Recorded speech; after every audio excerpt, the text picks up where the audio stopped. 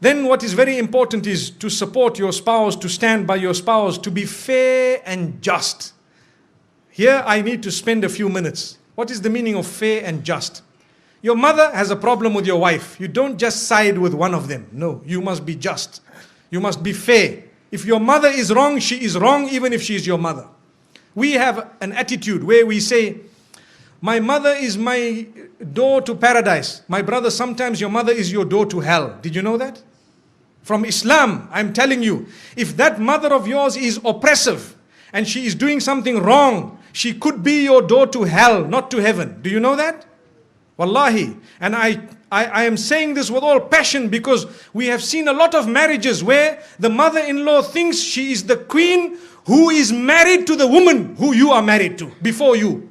And then she comes and relays all her unjust instructions which are absolutely unacceptable. And the man just sits down. That's my mother. That's my mother. That's my mother. How long are you going to keep on saying that's your mother when she is oppressing your wife?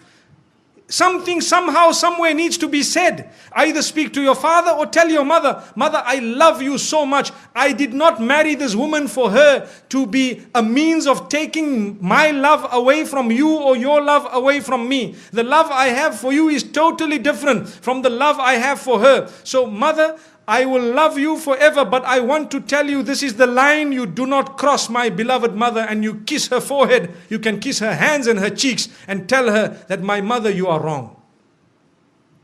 Lay it down. When you do not lay your territory, your marriage cannot work. People don't know where is my limit. They don't know. So how can your marriage work? Your mother doesn't know, your father doesn't know. Some fathers issue instructions to their daughters-in-law worse than the instruction of their own son to that wife of theirs.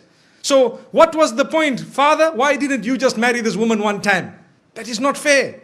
You cannot just come and say, that's my daughter-in-law, I must tell her, you stand here, you go there. No, they have their life. Give them their freedom. Understand, they too need to grow in marriage to live happily ever after. It's not just you who comes and dish instructions and go out.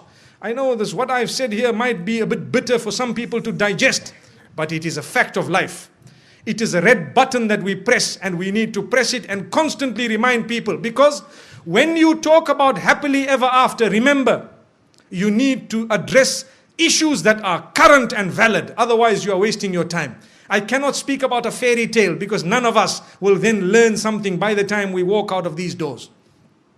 So this is why we say you need to be just. Tell your father where he should stand with respect. And please, the parents, do not hate your child just because he needs a bit of time with his wife. No. Or the wife needs time with the husband or the children. No, allow them that. Let them go. You do not have to go everywhere your children go. We are going for a holiday, for example, to Penang or to Langkawi. So now father says, we are coming with. Okay, you come with, mashallah. The next year we are going to holiday, we are going to this place, we are coming with. The following year we are... So whenever did they go alone? Never. Why? Because mom and dad tag along. Give them once or twice, a few times, give them their own. Tell them, look, you guys go along, inshallah, enjoy yourselves, and next time we will join you. Perhaps you can arrange for us. Yes, it is very important to look after your parents. Believe me, we are not at all undermining that. That is a rule on its own. Look after your parents, but be just when it comes to your relation with them and the relation with your spouse. Be just. Even your children. Some people, and this happens in some homes, they have more than one child. So the children begin to get children. So those children who live with them in the same home, every time we shout them, we pick on them. Why? Because they live in the same home. And when the other son's children come, because they live far away, oh, my son, where were you? What happened? These children are watching. They are seeing, look at this grandfather of mine.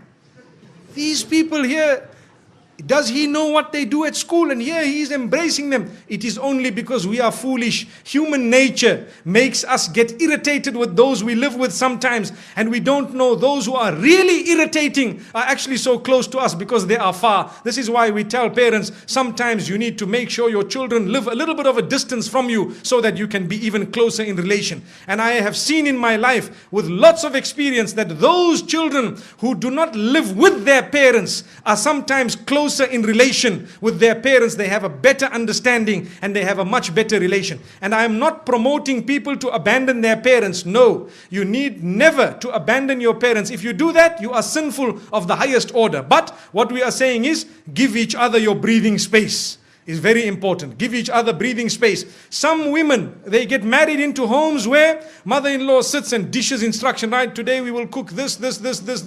I'm inviting 20 people for lunch, 40 people for supper. Tomorrow morning, 60 people for breakfast.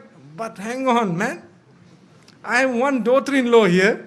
We are a few people here. What's going on? If this happened once a while, it's okay. But you cannot just sit back and dish out instructions as though this is a restaurant. MashaAllah, if you really want, I have a friend who owns a restaurant known as Dine More down the road. Perhaps we can go there. MashaAllah. May Allah subhanahu wa ta'ala grant us goodness. I had to mention that because, you know, there are a few restaurants we've been to here. And MashaAllah, the cuisine is something else. So my brothers and sisters, I'm just thinking of it, probably the cooks are males, not females. Remember this. When you say food is very nice, a sharp woman would say, well, that's a male cook. Which means now let's eat here every other day. May Allah subhanahu wa ta'ala grant us goodness. So the point being raised is be just, be fair, be balanced. You cannot keep it lopsided all along. Because you will have your children, they will grow up, they will get married. How do you like your daughter to be treated? Remember this. Remember, very important point.